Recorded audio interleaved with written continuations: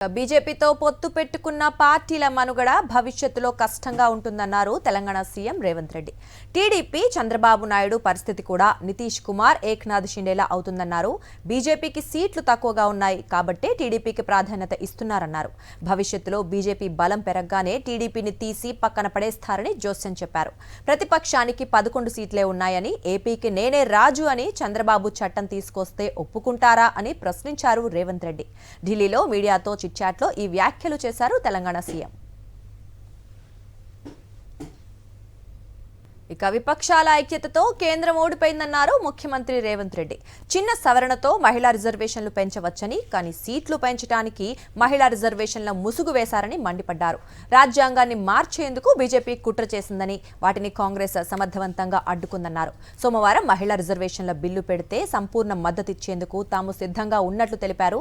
ఇక 2023 మహిళా బిల్లును యథాతథంగా అమలు చేయాలని డిమాండ్ చేశారు రేవంత్ రెడ్డి. లోక్సభలో కేంద్ర ప్రభుత్వం ప్రవేశపెట్టిన బిల్లులను చర్చలతో పాటు కేంద్ర ప్రభుత్వం ఓటమిని ప్రజలు కల్లారా చూసిండ్రు. ఈ ఓటమి భారతీయ జనతా పార్టీ తెచ్చిన చట్టాల ఓటమిగా చూడాల్సిన అవసరం లేదు.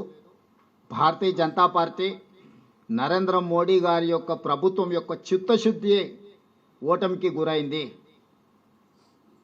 చిత్తశుద్ధి లేని చట్టాలను చట్టసభలలో ప్రవేశపెట్టి